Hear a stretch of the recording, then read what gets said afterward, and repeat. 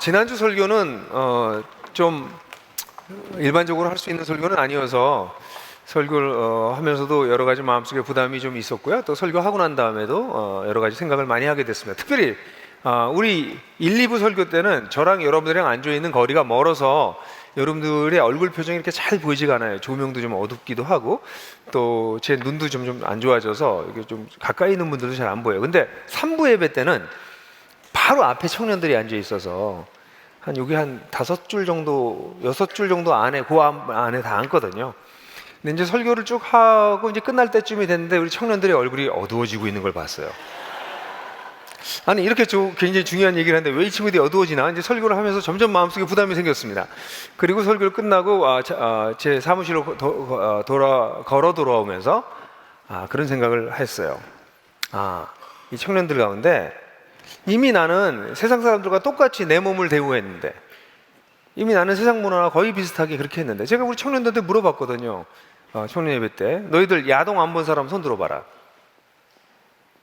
우리 시대랑 너희 시대가 어떻게 다른 줄 아냐? 우리 땐 야동을 못 보고 컸다. 근데 너희들은 초등학교 때부터 야동을 본다. 야동을 안 본 사람의 손들기가 부끄러울 정도의 문화가 이 시대의 문화다. 그러니까 우리 젊은이들의 이 혼란은 우리가 겪고 있는 혼란과는 훨씬 더 큰 혼란이에요. 어릴 때 그 폭력적이고 말도 안 되는 것들을 초등학교 2, 3학년 때 보는 거예요. 스마트폰으로. 그래서 우리 이 친구들한테 그런 얘기를 하면서 이 친구들의 그 당혹감, 이미 자신의 몸을 하나님을 알지 못하는 사람들이 하는 것과 똑같이 거의 비슷하게 대하고 있었던 삶에 대해서 아마 그런 마음, 이미 나는 다 버려졌는데 이미 망쳤는데, 이것은 사실은 1부, 2부 예배 때도 마찬가지였습니다. 그런 표정들이 많이 나타나지 않고, 우리들은 또 이제 조금 나이가 들면 들수록 표정을 잘 안 나타내잖아요. 그죠? 그게 또 우리는 또 사회생활 하면서 이미 다 경험이 돼서 딱 이렇게 표정을 짓고 있지만 마음속에서는 그런 생각이 갈 수 있죠. 특히 유독 몸에 대해서 사람들은 한번 이렇게 버리면 아주 버려졌다, 잘못됐다 이렇게 생각해요. 특별히 여자의 몸은 남자의 몸보다 더 쉽게 버려지는 걸로 생각해요. 남자의 몸은 버려졌다고 생각하지 않아요. 여자 몸이 버려졌다 이렇게 생각하는 것은 철저하게 남성 중심적 성에서 온 잘못된 사고입니다. 더군다나 성이라고 하는 것은 굉장히 중요하긴 해요. 왜냐하면 세상에서 우리가 죄를 지을 때 죄는 대부분 마음에서 시작돼요. 마음에서 죄를 짓고 그리고 우리 몸 밖에다가 죄를 져요. 근데 성적인 죄는 몸 밖에서 지는 죄도 짓고 동시에 자기 몸에도 짓는 거기 때문에 이게 성이라고 하는 성과 관련된 죄의 문제를 가볍게 다룰 수는 없습니다. 그러나 이것만 너무 유독 이 문제는 회복될 수 없는 것처럼 이야기하는 것도 잘못된 것이고, 특별히 여자의 성의 문제가 더 문제인 것처럼 얘기하는 것은 더 잘못된 것입니다. 그래서 우리 삶이라고 하는 것이 잘못된 선택과 잘못된 삶의 스타일을 살았다는 것의 일정량을 책임지고 살아가는 게 우리 인생이잖아요. 그렇기 때문에 성적인 면에서 우리가 건강하지 못하게 살았던 것에 대한 결과는 우리가 다 고스란히 지고 살아야 되는 부분이 있으나, 그래서 끝난 건 아니라는 것이죠. 언제 우리가 하나님을 알게 되었든, 언제부터 우리가 하나님의 이 성에 대한 가르침을 제대로 알았든, 그때부터라도 자신의 몸을 건강하게 거룩과 존중함으로 대하고 살아가는 그것을 주님께서 원하시지, 그 전에 하나님을 알지 못했을 때, 또 하나님을 알아도 이 성에 대한 이런 가르침을 알지 못했을 때, 그래서 무지함과 때로는 불순종함으로 말미암아 우리가 우리 자신의 몸에 잘못된 행위를 하고 그것에 죄를 지었다 할지라도 하나님은 그것을 회복하기를 원하시고 회복하시는 분이십니다. 끝났다 그러시는 분이 아니십니다. 그래서 이 얘기는 꼭 오늘 설교할 때 서두에 좀 얘기를 꼭 해야 되겠구나라는 생각을 했었습니다. 혹시 여러분들 가운데 나는 너무 혼란에 빠졌고, 나는 너무 혼돈됐고, 너무 버려졌고, 이미 다 망친 것 같고, 그거 아닙니다. 언제든지 주님은 여러분들을, 우리 모두를 회복시키십니다. 그래서 회복하는 삶의 여정을 한 걸음씩 걸어가는 것이 우리 크리스천의 라이프라고 하는 이야기를 여러분들에게 드리고 싶었어요. 이제 오늘은 여러분들하고 같이 이 구체적인 삶, 전혀 새로운 공동체의 삶을 살아가고 있는 사람들의 이 전혀 다른 라이프 스타일, 삶의 방식 중에서 두 번째 주제를, 지난주에 성을 다뤘다면 오늘은 두 번째 주제를 다루겠습니다. 세 번째 주제죠. 경제와 죽음을 다루겠습니다. 데살로니가전서 4장 9절 12절 9절부터 12절을 한번 같이 읽도록 할까요? 시작. 형제 사랑에 관하여서는 여러분에게 쓸 필요가 없습니다. 왜냐하면 여러분 스스로가 서로 사랑하라는 하나님의 가르침을 받아 온 마케도니아에 있는 모든 형제 자매에게 이것을 행하고 있기 때문이다. 형제 자매 여러분, 우리는 여러분이 더욱 그렇게 할 것을 또한 여러분들에게 명한 것과 같이 조용히 살기와 자기의 신의 일을 하는 것과 여러분 자신의 손으로 일하기를 열망할 것을 권면합니다. 그리하여 여러분이 바깥 사람에 대하여 단정하게 행하고 아무런 부족함이 없어야 합니다. 네, 이 부분은 형제자매를 사랑하는 거에 대해서 쓸 게 없다, 바울이 그렇게 얘기하고 있어요. 데살로니가가 굉장히 잘하고 있는 부분입니다. 그런데 바울이 말하기를 쓸 필요가 없긴 한데 근데 더욱 잘했으면 좋겠다, 바울이 그렇게 얘기하고 있어요. 잘한다, 아주 잘하고 있다. 그렇지만 10절 하반절에 여러분이 더욱더 잘했으면 좋겠다, 더욱더 풍성해졌으면 좋겠다라고 얘기하고 있어요. 자, 그렇다면 이 사람들이 하고 있었던 형제 사랑이 뭐였을까요? 형제 사랑을 어떻게 하는 걸까요? 그런데 이 본문을 보면 더욱더 그렇게 할 것을 권면한다 그러면서 그 권면한 것을 더욱더 그렇게 할 것을, 그리고 권면한다라고 하는 단어가 사실은 정확하게 10절에 나와요. 근데 10절에 나오는데 그 할 것과 11절이 이어져 있어요. 같은 동사 밑에 연결된 명령어들이에요. 그러니까 권면, 더욱더 그렇게 할 걸 하는데 그것은 뭐냐고 얘기하냐면 11절에 그 내용이 나와 있는 거예요. 11절에 보면 내가 여러분들에게 이미 명한 것과 같은 건데 조용히 살아가는 것과 자신의 일을 하는 것과 여러분의 손으로 일하기를 그럼 열망을 가질 수 있도록, 영어로는 ambition이라고 표현되기도 했는데 그런 야망을 가질 수 있도록 권면합니다, 이렇게 나와 있는 거예요. 그러니까 형제 사랑을 하는 거 잘하고 있는데 더욱 잘해요. 그리고 나와 있는 단어 내용들은 대부분 다 경제생활과 관련된 부분입니다. 거기다 12절은 그래서 결과적으로는 바깥 사람들이 대해서 단정하게 행하고 어떤 면에서도 부족함이 없어야 됩니다 라고 하는 얘기까지 덧붙이고 있어요. 제가 그 얘기를 다 설명해 드리겠지만 형제 사랑에 대한 얘기를 할 때 뭐 친절하게 말하고 뭐 위로해 주고 칭찬해 주고 뭐 이런 얘기를 하고 있는 게 아니라 사도 바울은 사실은 경제를 얘기하고 있어요. 굉장히 독특한 것이죠. 여기 보면 특별히 우리가 주의를 기울이게 되는 것은 스스로 서로 사랑하라는 하나님의 가르침을 받아, 이렇게 나와 있어요. 하나님의 가르침을 받아. 이 단어는 신약 성경 또 70인역 어디에도 나오지 않는, 여기만 나오는 단어이긴 하지만 하나님의 가르침을 받았다. 여러분, 하나님 나라를 받아들인 사람들이 이 새로운 공동체를 살아가기 시작한 사람들이에요. 하나님 나라를 깨달은 사람들이. 이 하나님 나라를 받아들이게 되면 반드시 직면해야 될 주제가 있는데 그게 뭐냐면 지금까지 내가 먹고 살던 삶의 방식을 어떻게 지속하고 또 어떻게 변화시킬 거냐 하는 문제예요. 먹고 사는 일, 뭐 단순한 거죠. 경제적인 일, 경제만큼 중요한 일이 없습니다. 이걸 하나님 나라의 관점으로 어떻게 볼 것인가에 대해서 하나님으로부터 이미 배웠다, 바울은 그렇게 얘기하고 있어요. 이런 것이죠. 하나님을 알지 못했을 때는 우리의 경제생활은 나 중심적인 것이었습니다. 모든 것의 중심이 나였어요. 그렇다면 하나님이 중심이 된 경제생활이란 무엇일까? 지금까지 이 경제라고 하는 것은 철저하게 나의 필요와 우리 가정의 필요, 그래서 어떤 면에서 나의 리더십에 의해서 움직였는데 하나님의 다스림을 받는다고 하는 경제생활은 무엇일까? 이런 질문입니다. 그런데 이런 질문을 조금 더 잘 이해할 수 있게 해주고 이 본문을 이해하게 하는데 아주 큰 도움을 주는 성경 구절이 고린도후서 8장 1절부터 5절에 나타나요. 고린도후서 8장 1절부터 5절을 보면 마게도니아에 있는 여러 교회들에 대한 이야기를 하고 있어요. 여러분, 데살로니가전서 기억나시죠? 데살로니가는 마게도니아에 있는 중요한 도시 교회 중에서 빌립보 교회와 데살로니가 교회, 이런 교회가 주요 교회였어요. 근데 데살로니가에 대해서 바울이 편지를 쓰면서 칭찬을 할 때 어떤 말을 했죠? 너희가 마케도니아와 아가야 모든 지역의 사람들에게 본이 되고 너희들로부터 하나님의 말씀이 이 마게도니아와 아가야에 곳곳에 퍼지고 있다, 이렇게 얘기하고 있어요. 이 교회는 세워진 지 얼마 되지 않은 아주 어린 교회인데도 불구하고 마케도니아 지역에 영향력을 끼치기 시작했다라고, 거기 바울은 1장에서 그렇게 표현했었잖아요. 종소리가 울리듯이 이렇게 퍼져나가고 있다. 라고 얘기했는데, 이 편지를 쓰고 난 다음에 한 4, 5, 6년 정도가 지나고 난 다음에 고린도후서에서는 마게도니아 교회들에 대해서 얘기하고 있어요. 그러니까 마게도니아 교회들은 어떤 교회일까요? 데살로니가 교회에 영향을 받아서 세워진 교회들이라고 볼 수 있는 거죠. 자, 그럼 그 교회들의 특징을 한번 볼까요? 고린도후서 8장 1절부터 5절을 같이 읽겠습니다. 시작! 형제자매 여러분, 우리는 하나님께서 마게도니아 여러 교회에 베풀어 주신 은혜를 여러분들에게 알리려고 합니다.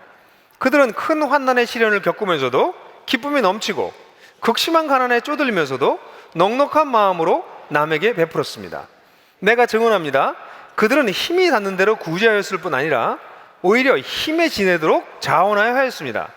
그들은 성도를 구제하는 특권에 동참하게 해달라고 우리에게 간절히 청하였습니다.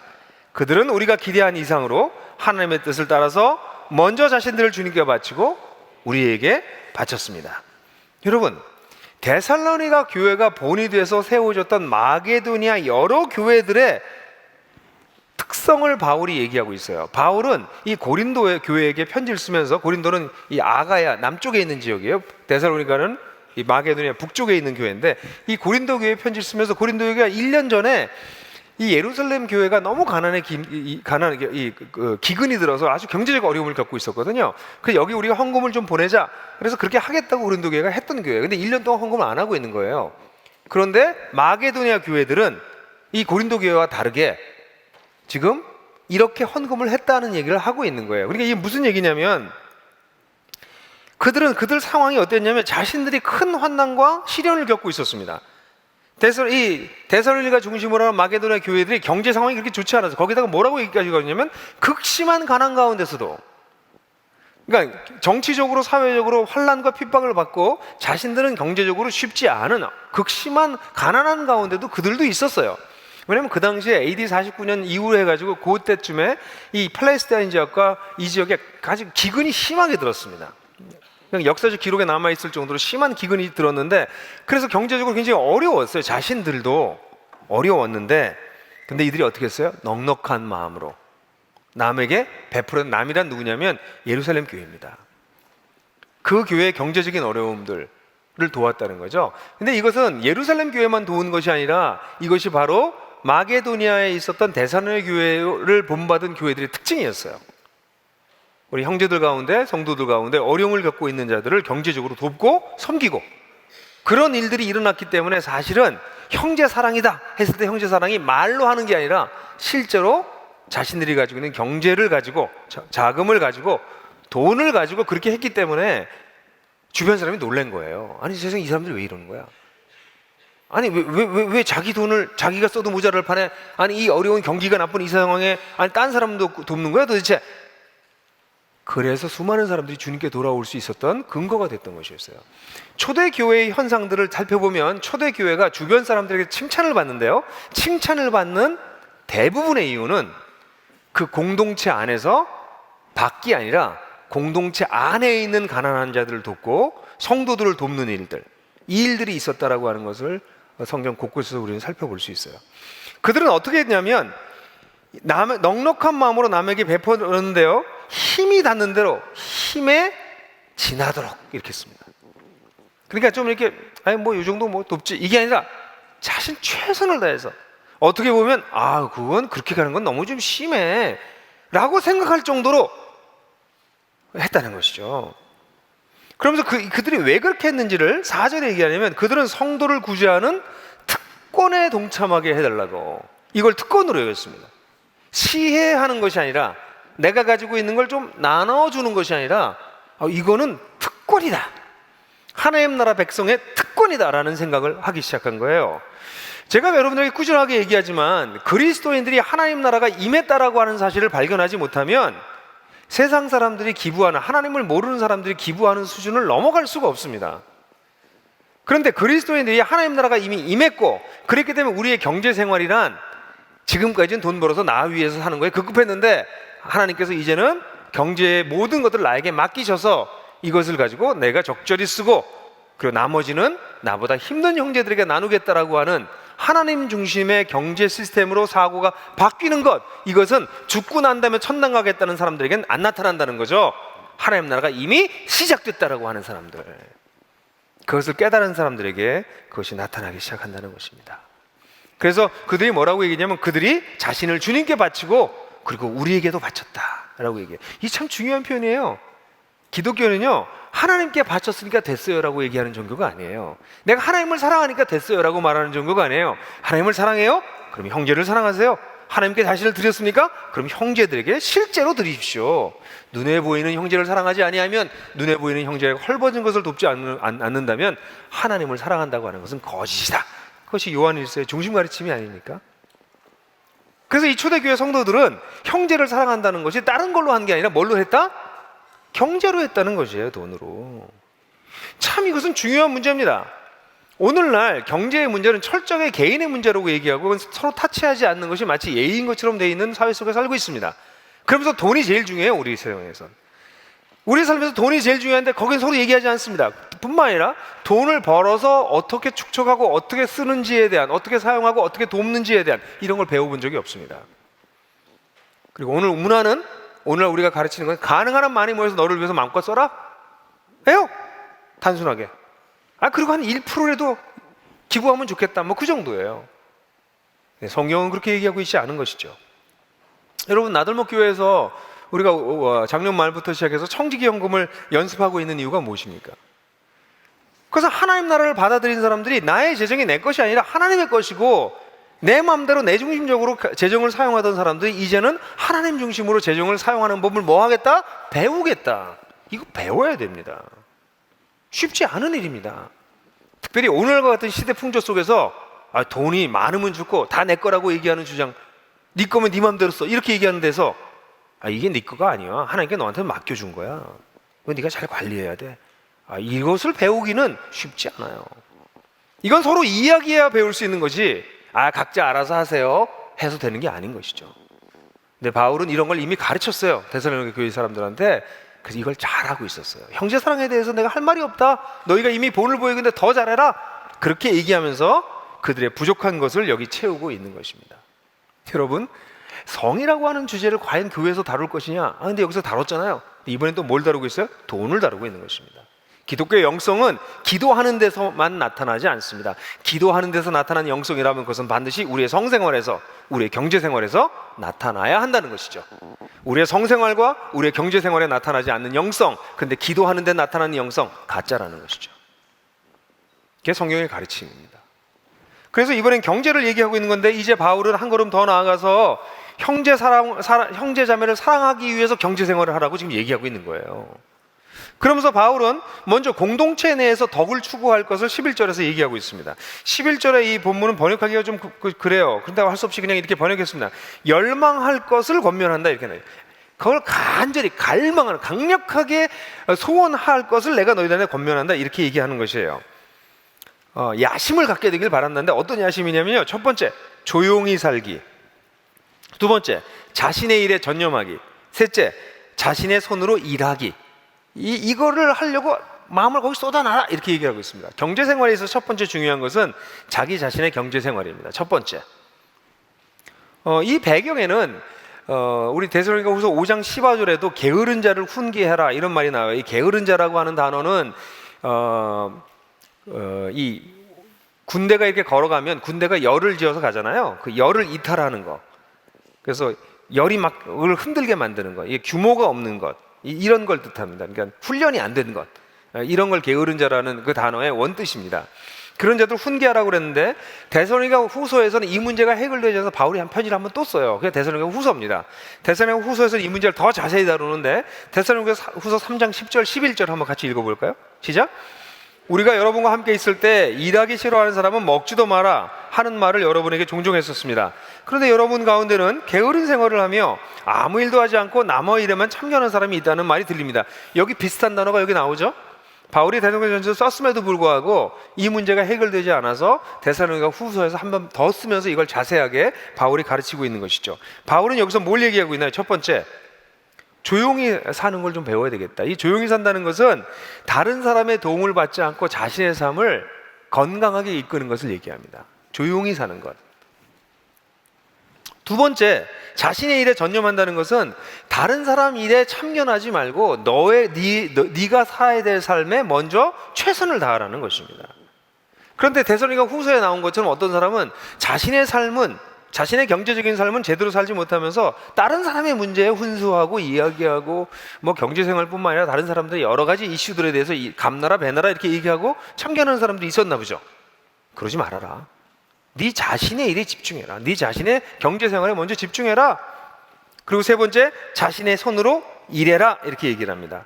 여기 노동의 중요성을 얘기합니다. 사도 바울은 데살로니가 전서에서도 말하고 후서에서도 그렇고 내가 너희들한테 본을 보이지 않았느냐, 내가 내 손으로 밤낮으로 일하면서 너희들한테 보여주지 않았느냐.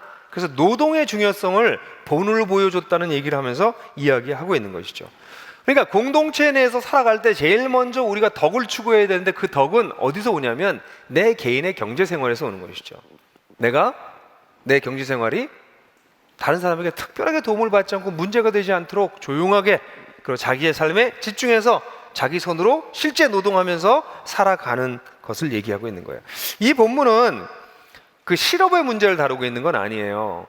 그러니까 우리 사회에는 직업을 갖지 못하는 분들 많잖아요. 근데 그 문제를 다루고 있는 게 아니에요. 노동을 하기 싫어하는 사람의 문제를 다루고 있는 것이지, 노동할 수 있는 기회를 잃어버린 사람을 얘기하고 있는 것은 아니기 때문에 그건 좀 조심하셔야 돼요. 왜 넌 일 안 하냐? 일하고 싶어도 못하는 사람이 이 시대엔 많아요. 그러니까 여기는 실업의 문제를 다루고 있는 게 아니라 일을 안 하는 거예요. 왜 일을 안 했는가에 대해서 여러 가지 이유가 있습니다. 노동을 천시했다고 보는 사람들도 있고요. 그리고 어쩌면 이따가도 나오겠지만 과격한 종말론, 예수님이 곧 올 거기 때문에 일할 필요 없어, 이런 과격한 종말론 때문에 일하지 않는 사람들도 있었을 가능성이 보여져요. 어쨌든 제일 먼저 중요한 것은 우리 자신이 이 생각을 해봐야 돼요. 나는 나의 경제생활, 나의 노동은 제대로 하고 있나를 먼저 보셔야 됩니다. 나는 나를 위해서 소비하는 것과 내가 생산해내는 것과 이거에 좀 제대로 균형을 이루고 있는가, 그걸 살펴보셔야 됩니다. 그러니까 우리 그리스도인들 가운데서 자신의 경제생활에 집중하는 것이 마치 뭐 좀 부족한 것처럼 생각하는 사람들도 있어요. 이게 비영적인 것이다.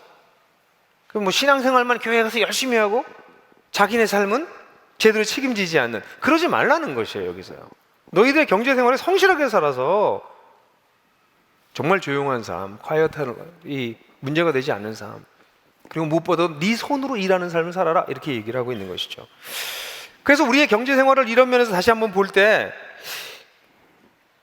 여러분 생각해 보셔야 돼요. 나는 제대로 노동하고 있는가? 돈을 버는 게 중요한 게 아니고요, 그게 남편과 아내가 같이 일해서 뭐 가사노동도 노동이고요, 우리가 뭔가 일을 하고 있는 거죠. 그럼 나는 이렇게 이 세상이 돌아가도록, 우리 가정이 돌아가도록 경제생활을 하면서 뭔가를 생산해내고 있는가, 그리고 거기에 걸맞게 소비하고 있는가, 여기 균형이 이루어져야 됩니다. 이 균형이 이루어지지 않는 사람들이 많아요. 여기서 그 주제로 깊이 들어가지는 않겠습니다만, 과도한 카드 빚을 계속 지는 것, 이건 자기의 생산과 소비가 맞지 않는 것이죠.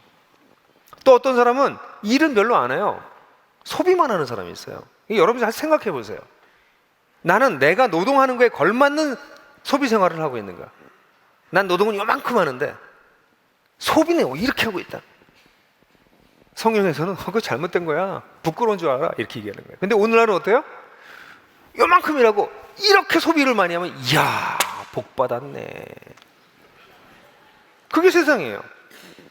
예? 일 안 하고 돈 많이 벌어가지고 돈 마음대로 쓰는 게 세상에서 가장 복 받은 거예요. 근데 성경에서는 가장 창피한 줄 알아라. 예, 그리스도인 공동체 내에서는 그렇게 하는 것, 노동 별로 하지 않고 큰 이익을 챙기는 일들을 하는 것, 그런 것들을 조심하라고 얘기하고 있어요. 그리고 대부분 일하지 않고 큰 돈을 버는 것은 죄와 관련이 있어요.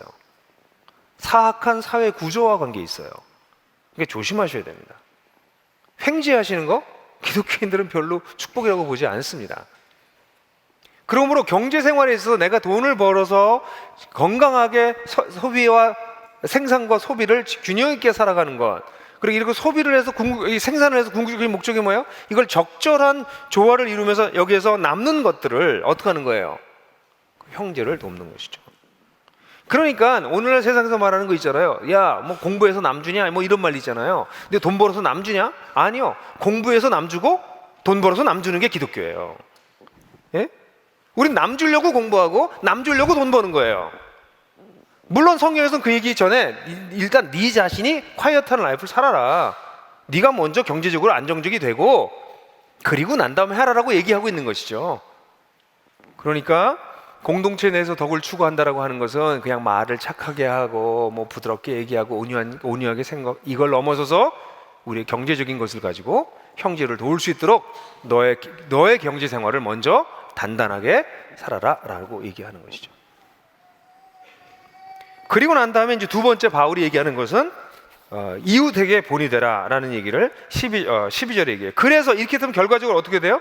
여러분이 바깥 사람에 대해서 단정하게 행하고 아무런 부정함이 없게 된다, 이렇게 얘기를 하고 있습니다. 여기 바깥 사람이라고 하는 말 또는 우리 옛날 성경에는 외인이라고 되어 있는데 이것은 뭘 보여주고 있냐면 공동체가 형성되어 있다는 것이에요. 이건 배타성을 보여주는 것이 아니라 안쪽 사람과 바깥쪽 사람이 구별될 수 있을 정도의 선명한 공동체가 형성되어 있다는 것을 얘기합니다. 이것은 선명한 소속감과 공동체적 정체성을 얘기하는 것이지 배타성을 강조하는 것이 아니에요. 오늘날 교회는 바깥 사람과 안쪽 사람이 구별이 되지 않습니다.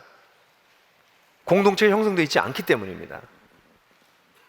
일단 그런 면에서 전혀 새로운 공동체는 자신들의 소속감과 그리고 정체성이 이 공동체를 통해서 선명하게 가지고 있다는 것을 전제할 수 있어요. 근데 이런 공동체 바깥에 있는, 그래서 이제 나들목교회에서 가족을 중요시 여기는 게 그거예요. 왜냐면 교회에 오는 사람이 다 교인이다 그러면, 아니 교회는 왔다 갔다 하고 이 교회 갔다 저 교회 갔다 뭐 그런 분들도 많고 그분들 다 우리가 어떻게 가족이라고 불러요? 그러니까 우리 나름대로 이렇게 이런 프로세스를 통해서 우리가 가족이 될 때 가족을 환영하고 이 사람들 우리 가족입니다. 이분들에 대해서는 우리가 서로 책임을 집니다. 그런 걸 만들어내는 게 이제 그래서 그런 것이죠. 오늘과 같은 도시에서 특별히 그것이 필요하죠. 그래서 이런 공동체, 그럼 바깥에 있는 사람들에 대해서 적절하게 행하다라고 하는 이 표현은 뭐냐면 적절하게 대한다. 이것을 이 적절하게 대한다라는 표현을 NIV 성경 같은 경우에는 좀 의역해서 이 적절하게 행동하는 게 뭐냐. 그래서 이거를 바깥에 있는 사람들로부터 존경을 받는다, 이렇게 표현을 해요. 존중받는다. 우리의 삶이, 우리 공동체 내에서 이런 경제적 삶이 우리가 매우 적절해서 바깥 사람들이 볼 때 그거 굉장히 괜찮은 걸 하고 보여질 수 있게 우리가 살라는 것이에요.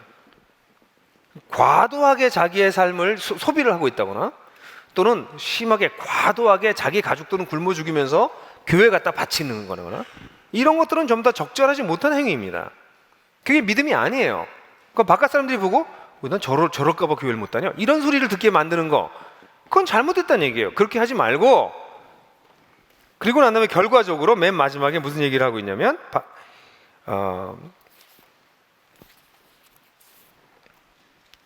아무런 부족함이 없어야 합니다. 이 아무런 부족함이 없다라고 하는 것은 다른 사람을 의지하지 않도록 됐다, 뭐 이렇게 의역을 하기도 해요.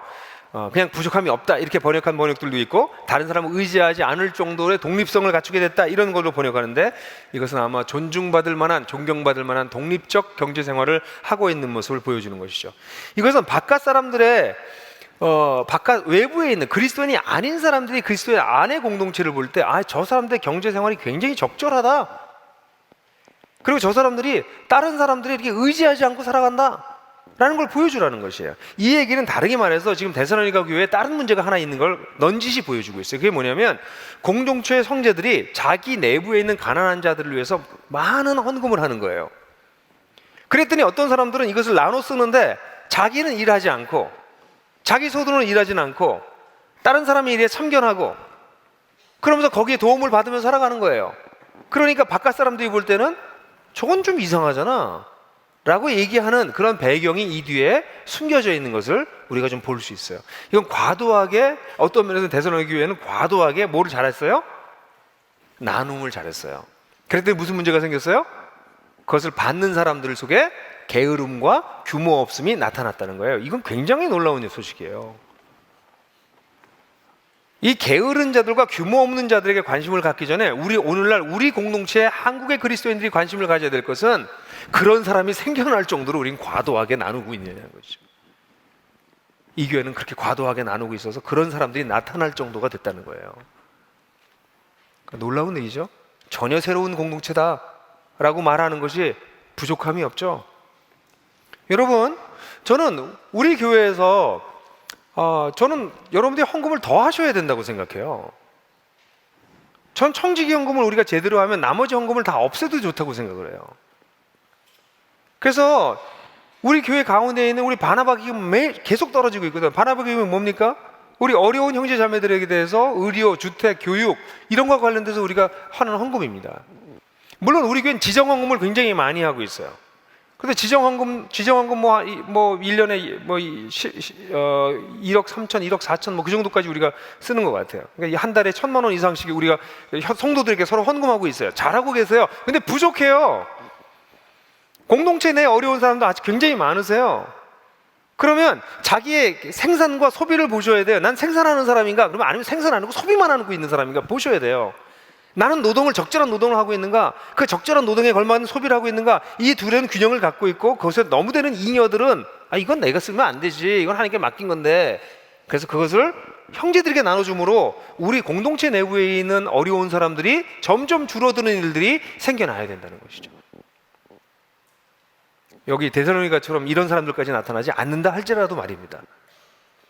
그런 면에서는 여러분들 헌금하는 생활을 훈련하셔야 돼요. 그리고 그런 훈련을 하시려면 교회가 돈을 어떻게 쓰는지 자세히 들여다보세요. 잘 쓰고 있나, 엉터리를 쓰고 있나. 우리 아들이 미국을 가면서 어떤 교회를 택해야 돼요. 그래서 제가 얘기를 하려다가 그건 해봤자 안 되겠다 이런 생각이 들었어요. 가서 교회의 재정 구조를 좀 보여달라고 그래라. 그러니까 대학교 1학년짜리 가서 교회 재정 구조를 보여줄 때가 어디 있겠고, 재정 구조를 보여줄 수 있는 자료를 가지고 있는 교회가 몇이나 되겠어요. 돈을 어떻게 쓰고 있는가를 보면 그 교회가 건강한지 아닌지를 볼 수 있어요. 우리 교회 모자라요. 돈이 해야 될 일이 많은데, 성도를 섬겨야 될 게 많은데 모자릅니다. 모자라서 못합니다. 그래서 우리들은 어떤 면에서 정말 더 검소하게 살고, 그러면서 더 많은 헌금을 해서 그걸 통해서 뭐 하는 거예요? 공동체 내에 어려운 자들을 돕고, 제일 먼저 해야 될 게 우리 내부를 먼저. 이게 하나님 나라에 임했잖아. 여기 하나님 나라를 받아들인 사람들이잖아. 그 우리들 가운데 가난한 사람들이 없어야 된다는 거예요. 그게 기독교인의 생각이었어요. 이게 데살로니가 생각은 그런 걸 해가지고 자기네만 그렇게 한 게 아니라 자기네 공동체가 작으니까 20-30명밖에 되지 않으니까 그 안에서 문제를 다 해결했고, 그 다음에 어떻게 하기 시작했어요? 야, 우리가 있는 걸 더 나눠서 주변에 있는 마케도니아 지역에 있는 곳곳에 있는 형제들을 돕자. 그래서 마게도니아 교회 막 교회들이 생겨나기 시작한 거예요. 이런 전통이 있었기 때문에 예루살렘 교회가 저기에서 복음을 시작했던 예루살렘 교회가 경제적으로 어려움을 겪으니까, 자, 우리 좀 돕시다. 그러니까 어려운 상황 속에서도 환난을 받으면서도 자신들도 가난한데도 불구하고 헌금을 모아서 예루살렘 교회에 보내게 되는 거죠. 이게 바로 전혀 다른 종류의 공동체를 우리 여기서 보고 있는 것이에요. 저는 사랑하는 형제 자매들에게 가정교회로 돌아가셔서 여러분들의 경제생활을 다시 체크하시라고 말하고 싶어요. 뭐 이런 교회가 다 있냐? 아니, 이런 교회가 원래 맞는 거예요. 돈 문제는 네 맘대로 해, 성 문제도 네 맘대로 해. 그러면 기독교는 뭐냐고요? 밤낮 진리를 얘기하는데 구체적인 삶의 현장을 하나도 손대지 않아. 그건 나 프라이버시야. 그렇게 얘기하는 게 진리냐고요? 그거 진리 아니에요. 참된 진리는 우리의 삶의 실제를 다루지 않는다면 진리가 아니에요. 그렇다면 우리의 돈 문제, 우리의 경제 문제를 다루는 것은 중요한 일이겠죠? 억지로 하지 마시고요. 하나님 나라의 비전을 가진 것만큼 하십시오. 그래서 배우십시오. 우리 공동체 속에 정말 본받을 만한 사람 많아요. 배우셔야 됩니다. 와, 저렇게도 사는구나. 저렇게 살 수 있구나. 나도 좀 배워야 되겠다. 조금씩 배워나가야 되겠다. 그러면서 우리의 라이프 스타일이 점진적으로 변화되어져 가는 것. 그래서 경제 생활 자체가 세상 사람들이 볼 때 저 사람들 왜 저렇게 살아? 이상하네 저 사람들. 그렇게 바깥 사람들이 그렇게 볼 수 있을 정도의 삶을 사는 것이 우리 주님이 기대하시는 공동체입니다. 자, 바울은 이렇게 먹고 사는 문제를 다루시고 난 다음에, 먹고 살고 난 다음에 우리에게 이제 중요한 문제가 뭐예요? 죽는 문제예요. 죽음의 문제를 다룹니다. 데살로니가전서 4장 13절부터 18절까지를 같이 읽도록 하겠습니다. 1절 시작. 형제자매 여러분, 우리는 여러분이 자는 사람들에 대해서 모르기를 원하지 않는데 이는 소망을 가지지 않은 다른 사람들과 같이 슬퍼하지 않기 위함입니다. 만약 우리가 예수께서 죽으셨다가 다시 사신 것을 믿는다면 이와 같이 하나님께서 잠든 자들도 예수로 인해 그와 함께 데리고 오실 것을 믿기 때문입니다. 우리는 주님의 말씀으로 여러분에게 이것을 말하니 주님께서 오실 때까지 살아남아 있는 우리가 잠든 자들보다 결코 앞서지 못할 것입니다. 주님께서 친히 호령과 천사장의 소리와 하나님의 나팔 소리와 함께 하늘로부터 내려올 것이고, 그리스도 안에서 죽은 자가 먼저 일어날 것이고, 그 후에 살아남은 있는 우리가 그들과 함께 구름 속으로 이끌려 올라가서 공중에서 주님을 영접할 것입니다. 그래야 우리가 항상 주와 함께 있을 것입니다. 그러므로 이런 말로 서로 위로하십시오. 여러분, 당시의 상황은 제가 이 시리즈를 시작할 때 처음 얘기했던 것처럼 기대 수명이 30살 정도 되었어요. 그리고 이 데살로니가 이 도시는, 고대 도시에서는 어땠다고 그랬어요? 죽음이 굉장히 빈번하게 일어나고 있었고, 낙태한 아이들의 시체, 때때로는 죽은 사람들의 시체가 길거리에 방치되기도 했었어요. 그러니까 지금 우리가 생각하는 거랑 좀 다르죠. 근데 사실 우리 북쪽 얘기를 들으면서 가장 아픈 것 중에 하나가 이 훼손된 시신들을 많이 본다는 거예요. 아이들이 자라나면서. 제가 북쪽에서 온 우리 세터민 청년들과 이야기 나눌 때 가슴이 아팠던 것은 이 어린 아이들이 자라나면서 이 훼손된 시신들을 많이 보고, 뭐 직결 처형하는 거 보고 이러면서 큰다는 거예요. 이게 끔찍한 거죠. 한 친구는 해골을 이렇게 막대기에다 껴서 이렇게 들고 다니면서 놀았다는 얘기를 하더라고요. 그렇게 끔찍한 일이 이제 막 일어나는 거예요. 이게 무슨 얘기냐면, 이 죽음이 굉장히 가까운 불안정한 사회였어요. 그래서 이 공동체 내에서도 어떤 일들이 벌어지냐면, 예수님을 믿었는데 사별하는 사람이 자꾸 생겨나는 거예요. 근데 여러분, 우리 그리스도인 공동체가 좋은 점이 뭐냐면요, 장례식을 자주 가야 된다는 거야. 그래서 우리 교회, 제가 신앙생활하면서 장례식을 자주 가야 돼요. 왜냐면 우리 성도들이 계속 뭐 성도가 가시는 경우는 많지 않아요. 근데 가까운 친척들이 가면서 우리가 그 죽음을 같이 슬퍼할 수밖에 없는 그런 상황이 오는 것이죠. 여러분, 사별만큼 슬플 일은 없습니다. 정말 고통스러운 일입니다. 근데 이 본문을 보면 슬퍼하지 말아라 이렇게 얘기하는데, 슬퍼하지 말아라에 집중하시면 안 됩니다. 소망이 없는 자들과 같이 슬퍼하지 말아라예요. 정확하게 얘기하면 이유를 가지고 슬퍼하고, 그런 이유를 가지고 맨 마지막 절에 나오는 이런 말로 서로 위로해라 라고 얘기하는 것입니다. 그래서 사도 바울이 맨 처음에 시작하기를, 여러분이 자는 자들에 대해서 모르지를 원하지 않는데, 이거를 직역하면 모르지 않기를 원하지 않는데 이렇게 표현된 겁니다. 그러니까 부정이 몇 번 나왔어요. 2번씩이나 나왔어요. 그러니까 정말 알았으면 좋겠다 이런 표현이에요. 이 표현이 정말 너희들이 알았으면 좋겠는데, 뭐를 알았으면 좋겠어요? 이 자는 자, 이 사별한 자들의 문제에 대해서 정말 너희가 똑바로 알기를 원하는데, 이걸 모르면 너희가 하나님을 알지 못해서 소망이 없는 자들과 같이 슬퍼할 수밖에 없다. 우리는 슬퍼하긴 슬퍼한다. 근데 바른 이유를 가지고 슬퍼하고, 이제 설명해주는 내용을 가지고 사람들을 위로해라 이렇게 얘기하고 있는 것입니다. 그리스도인들 가운데 아주 일부가 뭐 장례식 때 난 슬프지 않아 이런 사람들 보면 가서 한 대 때려주고 싶어요. 아니, 어떻게 안 슬퍼? 예? 다시는 못 보는데, 당분간은 못 봐. 다시는 못 보는 건 아니고 당분간 못 보는데 그게 어떻게 안 슬퍼요?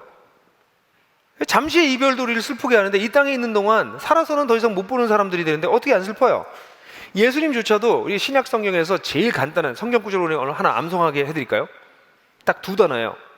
Jesus wept. 예수께서 우셨다. 어디서 나오나요? 요한복음 11장 35절에서 나와요. 그러니까 여러분들 성경 구절 한 구절도 외우지 못하시는 분 오늘 한 구절 외워가세요. 예수께서 우셨다. 그 딱 한 구절 나와. 딱 2단어. 근데 예수께서 언제 우셨어요? 나사로의 무덤에서 나사로가 죽었다는 것을 보고 사람들이 비통해하는 것을 보면서 예수께서 어떻게 하셨어요? 우셨다고 나와요. 아주 간단한 표현으로 예수께서 우셨습니다. 사람을 잃는 것은 슬픈 일입니다. 슬퍼하는 것은 당연한 것입니다. 그런데 대부분의 사람들은 이렇게 죽었을 때, 사람들이 누군가 사별했을 때 모호한 바람과 그냥 의미 없는 위로밖에 해줄 수밖에 없어요. 그 우리 장례식 가면 다 하는 말이 뭐예요? 좋은 데 가셨을 거야. 좋은 데 가셨으니까 이젠 편하게 쉬실 거야. 이게 뭐예요? 그 좋은 데가 어딘지도 모르고 편하게 쉬는 게 뭔지도 몰라요. 근데 사람들은 막연한 소망을 가지고 있는 거예요. 그럼 막연한 소망을 가진 사람들과 같이 슬퍼하지 말라는 것이죠. 그래서 바울은 18절에 이런 말로 서로 위로해라 라고 얘기하고 있어요. 다시 말하지만 모호하게가 아니라 진리를 가지고 선명하게 위로하라는 것이에요.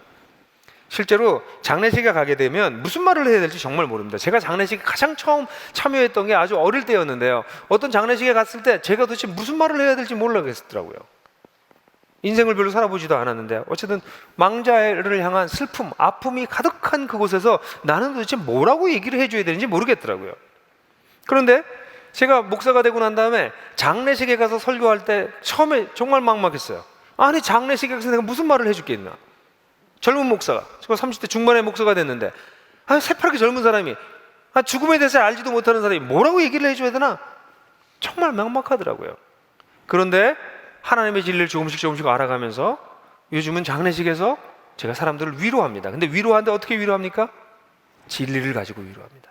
이런 말로 위로합니다. 이렇기 때문에 소망을 가질 수 있습니다. 그래서 우리 교회가, 우리 돌아가시는 분들이 계시면 교회가 아주 조그만 화환을 보내요. 조그만 화환에 거기에 그렇게 써 있습니다. 헤어짐의 슬픔, 하늘의 소망. 우리 교회가 초기부터 쓰는 어구예요. 우리가 헤어지면 슬픈 것입니다. 그런데 하늘의 소망에 대해서 얘기하고 그걸로 위로하는 것이죠. 우리가 사별한 자들에게 대해서 우리는 이유를 가지고 슬퍼하고 또 그 이유를 가지고 위로해야 되는 것이죠. 그러면 도대체 어떤 이유로 우리는 이렇게 슬퍼하긴 하지만 위로할 수 있는가? 첫 번째, 죽음이 뭔지에 대한 이야기를 다시 해야 됩니다. 우리에게 죽음은, 따라해 보세요. 우리에게 죽음은 자는 것이다. 이 성경에 보면 13절, 14절, 15절에 자는 자라는 표현을 반복해서 쓰고 있습니다. 실제로 예수께서 누구보다도 죽으셨다 다시 사셔서 이 죽음이라는 걸로 이게 끝나는 것이 아니라 예수님은 굉장히 중요한 거예요. 이 예수님의 부활을 사람들이 신화라고 자꾸 얘기하고 싶어 하는데 신화가 되고 나면 죽음 이후에 아무것도 없는 것입니다. 근데 초대교회 성도들로부터 지금까지 예수의 죽음이 신화가 아니라 이게 사실이고 역사적으로 일어나는 사건이라고 얘기하는 이유는 죽음은 인간이 지나가는 것이라는 것이에요. 죽음으로 끝나는 것이 아니라 죽고 난 다음에 다시 사는 역사적 첫 번째 선례가 예수 그리스도입니다. 예수의 부활을 보고 우리는 죽는 걸로 끝난 게 아니고 그 이후에 새로운 생명이 있구나, 우리가 이해할 수 없는 새로운 생명이 있구나라는 것이 역사적 선례로 가지고 있는 것이에요. 그렇기 때문에 그리스도인들은 죽는 것으로 끝난다고 생각하지 않고 죽는 걸 뭘로 봐요? 자는 걸로 봅니다. 왜냐면 우리가 노동을 하고 난 다음에 자잖아요. 매일 자잖아요. 그죠? 어제 저녁에도 사역을 하루 종일 하고 너무 힘들었어요. 설교 준비해야 되는데 설교 준비할 건 잔뜩 있는데 너무 힘들면 어떻게 돼요? 자야 돼. 집에 가서 빨리 자고 새벽에 일어나요. 그게 자는 걸 통해 가지고 그 전 것이 위로가 되고 없어지고 새로운 걸 시작하게 되는 것이죠. 그러니까 이 잔다라고 하는 것은 우리의 노동이 쉰다는 것을 뜻해요. 한편으로는. 근데 이 잔다라고 하는 것은 이 단순히 노동 후에 휴식이라는 것이 아니라 잠깐 지나고 난 다음에 반드시 깬다라는 것을 우리에게 설명해 줘요. 그래서 예수님도 뭐라고 그랬어요? 요한복음 11장 11절에서 나사로를 향해서 말씀하실 때 사람들이 나사로가 아프다는 얘기를 들으니까 예수님이 뭐라고 그랬냐면 우리 나사로는 잠들었다. 내가 가서 그를 깨우겠다. 그러세요. 잠들었다라는 표현을 사실 제일 먼저 사용하신 분이 누구냐면 예수님이십니다. 사람들은 그럼 병이 낫다는 얘기군요. 이제 다 낫는 얘기네요. 이렇게 못 알아들었고 얘기했다고 요한복음은 그것을 기술하고 있어요. 근데 예수님은 나사로가 죽은 걸 알고 있었어요. 근데 그를 죽었다고 말하지 않고 나사로가 잔다라고 얘기하셨어요. 와, 이거 대단하지 않으세요? 여러분 죽으면 어떻게 생각하세요? 저 얼마 후에 잠깐 잘 겁니다. 여러분 그거 알고 계세요? 우리 모두가 하나님을 정말 믿은 사람들은 인생의 어느 시점에 진짜 우리 잘 거예요. 그게 무슨 얘기예요? 그 다음에 깰 겁니다. 뭐 여기서 광신도적으로 아멘 같은 거 안 하셔도 괜찮아요. 약간 기대는 했지만 여러분 이게 얼마나 대단한 것입니까? 죽고 끝나는 것이 아니라 우린 잠깐 잔다고요. 그리고 깰 거라고요. 이것을 바울은 얘기해 주고 있는 거예요. 네가 먼저 이런저런 이유로 데살로니가라고 하는 그런 흉악한 도시에 살다가 먼저 너 사랑하는 사람을 사별했니? 그 사람 자는 사람이야. 깰 거야. 사랑하는 성도 여러분, 최근에 사랑하는 사람들을 잃은 분들이 계십니까? 그분들이 예수 그리스도 안에 계셨다면 그분들은 잠깐 잤다가 깰 겁니다. 죽음에 대해서 여러분들 어떻게 생각하고 계세요? 깨고 난 다음에 새로운 삶이 시작된다는 얘기예요. 여러분이 상상할 수 없는 새 삶이 시작된다는 거예요. 어제 저녁에 피곤해서 집에 들어왔지만 자고 나니까 새로워져서 새벽같이 교회 나와서 말씀을 읽고 묵상하고 설교를 준비할 수 있는 것처럼 그 피곤과 지침과 아픔과 괴로움을 잊고 자고 새로운 세계로 깨어난다는 거예요. 그런 소망이 여기 있는 거죠. 그러니까 우리가 죽음에 대해서 전혀 다른 각도를 가지고 있는 거죠. 여기 그리스도인들이라고 하는 거. 바울이 그걸로 위로해줘라. 그리고 난 다음에 마지막 날 진짜 엄청난 재회가 일어날 거다라는 얘기를 해주고 있어요. 이 마지막 날에 대한 얘기를 여기서 설명해주고 있는 이 짧은 구절은 사실 많은 사람들은 이게 신화다 이렇게 생각하고 싶어요. 왜냐면 이 표현 자체가 이게 정말 일어날 수 있는 사건일까? 라고 생각될 정도의 그런 언어가 사용됐기 때문이에요. 이 본문은 신화는 아닙니다. 이건 사실을 얘기하고 있어요. 그러나 이 본문을 읽을 때 오해하시면 이 본문이 굉장히 이단이 많이 나오는 본문인데요. 이 본문이 오해를 하시면 안 되는 것은 이것을 신화가 아니기 때문에 문자적으로 그대로 읽어도 안 돼요. 왜냐하면 이 본문은 묵시문학적 용어들을 많이 사용하고 있어요.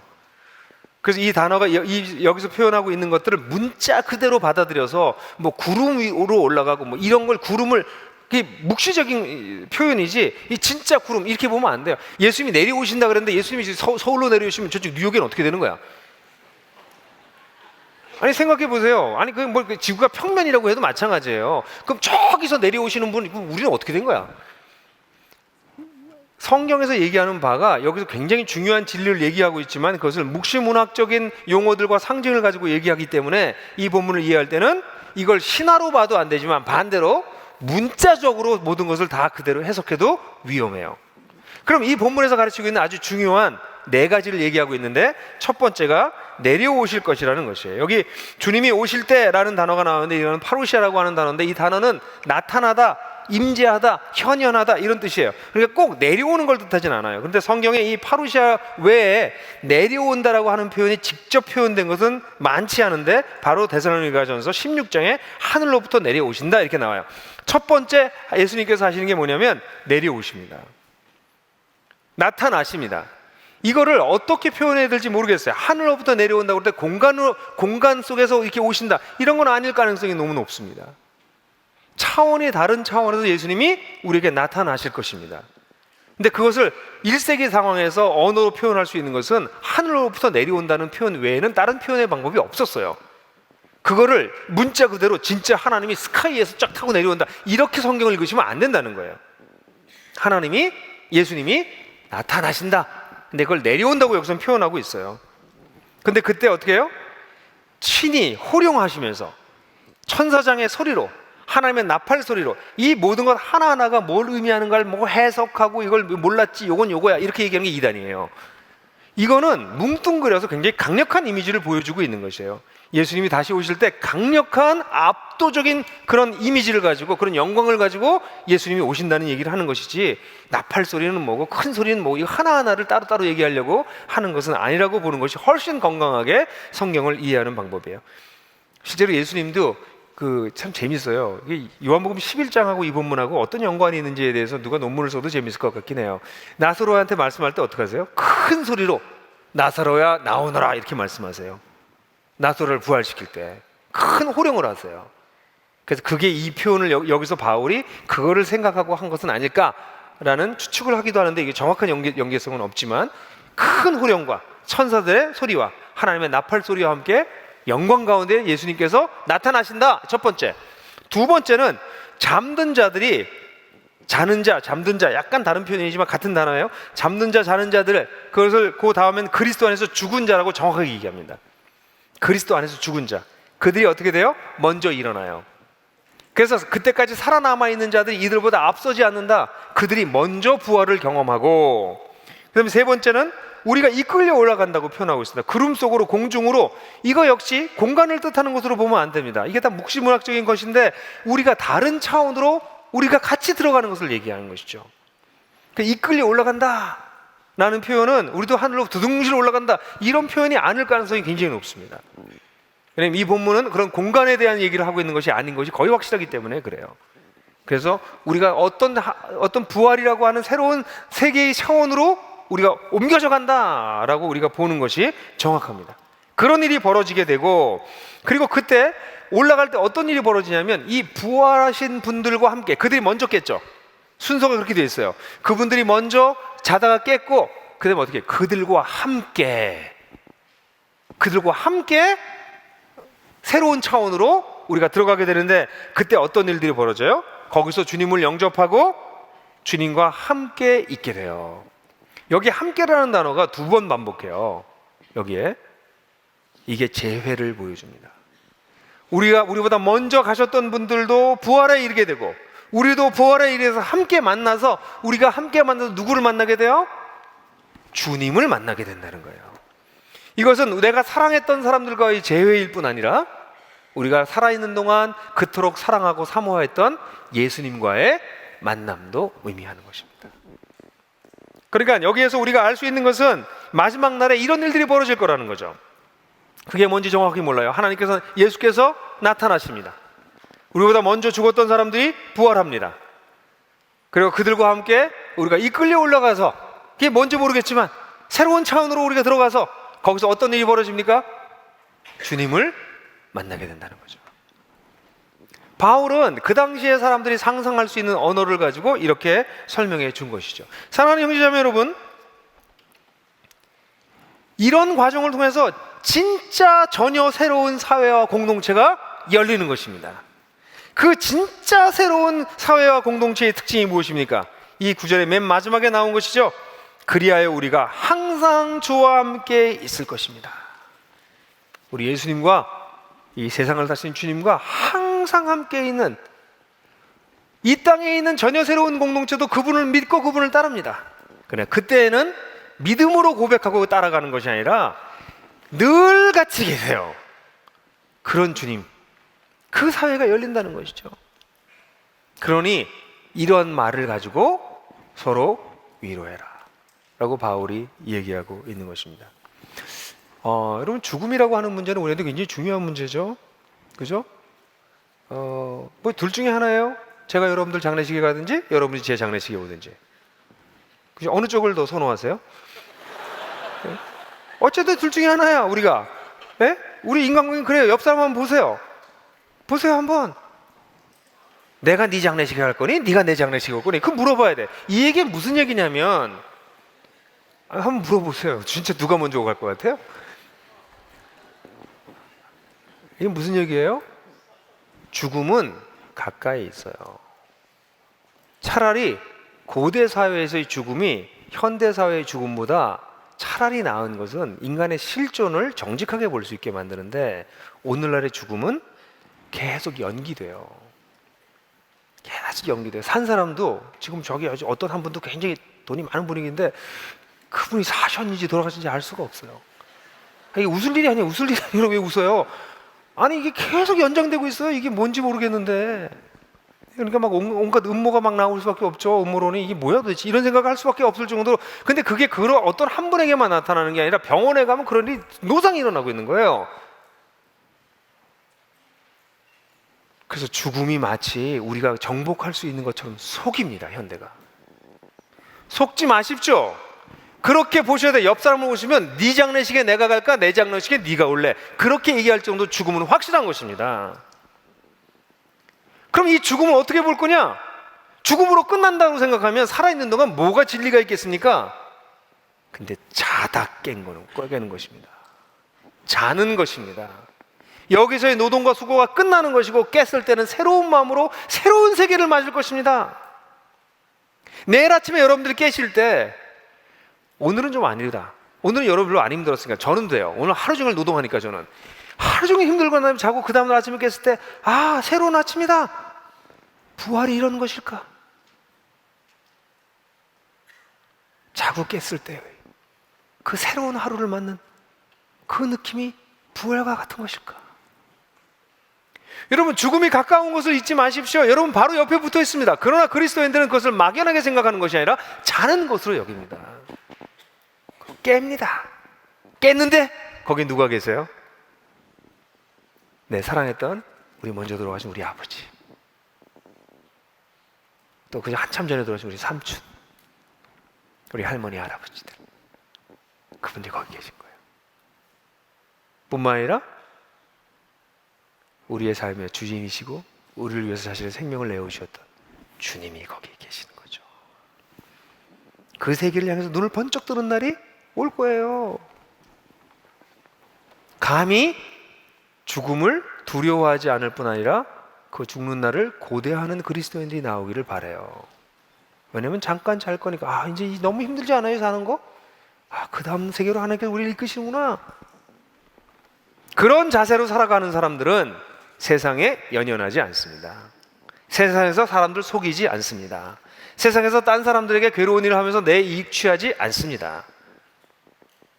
그 놀라운 세계를 꿈꾸고 있기 때문입니다.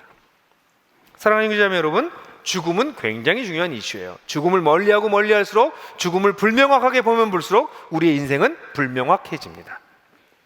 그러나 죽음을 선명하게 이해하면 이해할수록 우리 인생 역시 선명해집니다. 그래서 바울은 여기에서 사별한 자의 문제를 다루면서 우리에게도 죽음에 대한 얘기를 해주고 있어요. 사랑하는 형제자매 여러분, 전혀 새로운 공동체의 삶의 방식이 가능한 이유가 무엇입니까?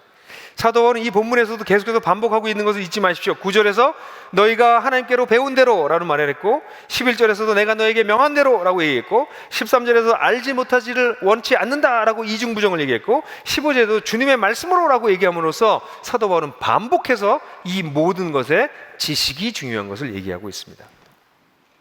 더 나아가서 4장 1절, 맨 처음에 이 본문이 시작할 때 4장 1절은 너희가 마땅히 어떻게 행할 것을 알아. 근데 마땅히 행할 것은 하나님을 기쁘시게 하는 것이라고 설명해 주고 있습니다. 그래서 그런 구체적인 영역으로 성과 경제와 죽음의 문제를 다루고 있는 것이죠. 여러분, 전혀 새로운 삶의 방식이 가능한 이유는 우리가 배운 진리 때문입니다. 예수께서 가르치신 하나님 나라에 대한 진리 때문입니다. 그리고 진리에 기초한 구체적인 삶의 가이드라인들이 있기 때문입니다.